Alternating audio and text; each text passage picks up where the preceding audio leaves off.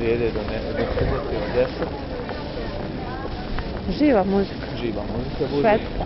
Ne, kako švedski je band. To je Kompasen, isto jedan od tržnih centara. Dole se prolazi dalje u drugi tržni centar. Opet onaj Saluhalen. Saluhalen, Avalon, pa to izlazimo opet navik. Možete izmušta ovdje. Šta je tamo? Da vidim, hajde. Pa hajde, dođi ovdje.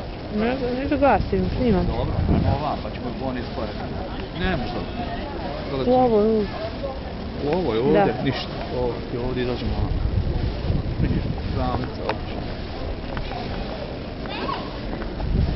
Kako smo sad došli s ove strane tog Saluhalena? Zar nismo prošli? Možda ovo s druge strane? Možda ovako. Aha. Znači, napravili smo Krug. Jes, krenuli smo desno. Evo ovdje se sjedi, iako je vani 5 stepeni. Malo se sjedi u bundicama, ali nema veze. Može se.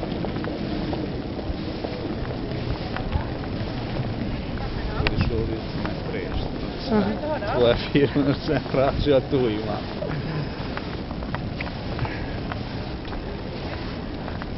Ne ljub se dok snimam. Što? Evo njihovog. A njega sam uskala s one strane. Da, sad smo došli s guza. Da, prostite. Prostite. Evo Telenor.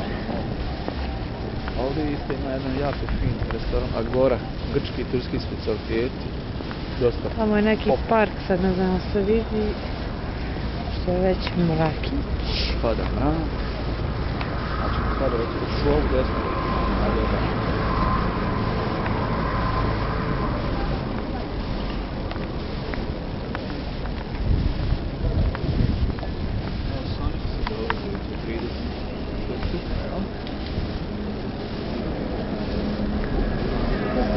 Massimo Dutti.